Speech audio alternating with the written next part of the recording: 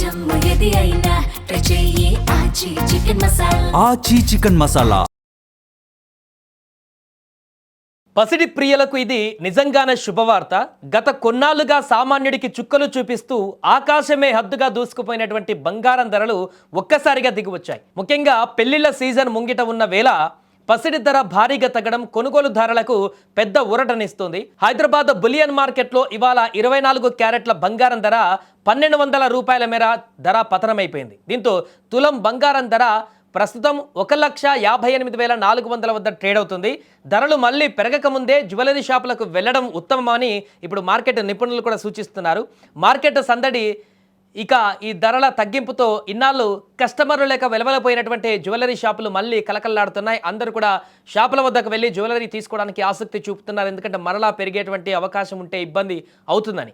వరుస పెరుగుదలతో సామాన్యులకు భయపెట్టిన పసిడి ఒక్కసారిగా తగ్గుముఖం పట్టడంతో కొనుగోలుదారులు షోరూంల బాట పడుతున్నారు. కేవలం 24 క్యారెట్లే కాదు, మధ్యతరగతి ప్రజలు ఎక్కువగా కొనుగోలు చేసేటువంటి 22 క్యారెట్ల ఆర్నమెంట్ గోల్డ్ రేటు కూడా 1100 మేర తగ్గింది.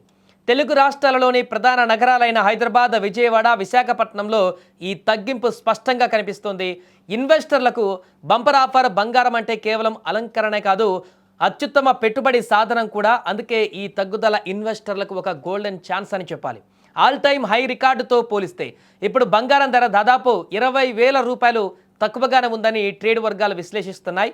అంతర్జాతీయ మార్కెట్లో అనిశ్చితులు ఉన్నప్పటికీ ఈ స్వల్పకాలిక తగ్గింపును అందిపుచ్చుకోవాలని నిపుణులు సలహా ఇస్తున్నారు. బంగారం భారీగా దిగి రావడమే ఇవాల్టి అతిపెద్ద మార్కెట్ అప్డేట్ అని కూడా చెప్పుకోవచ్చు. ఇక తాజా ధరలను వివరంగా చూస్తే హైదరాబాద్ బులియన్ మార్కెట్లో 24 క్యారెట్ల 10 గ్రాముల బంగారం ధర 1,200 రూపాయలు తగ్గి 1,58,400కు చేరింది. అలాగే 22 క్యారెట్ల 10 గ్రాముల పసిడి ధర 1,100 తగ్గి 1,45,200 వద్ద కొనసాగుతుంది. అయితే వెండి ధరలో మాత్రం ఎలాంటి మార్పు లేదు. కిలో వెండి ధర 3 లక్షల వద్దే స్థిరంగా కొనసాగుతుంది.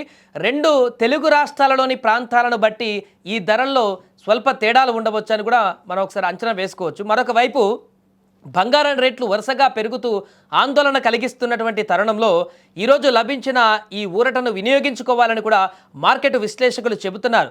భవిష్యత్తులో అంతర్జాతీయ కారణాల వల్ల పసిడి రేట్లు మరింత పెరిగేటువంటి అవకాశం ఉందని కూడా అంచనా వేస్తున్నారు. కాబట్టి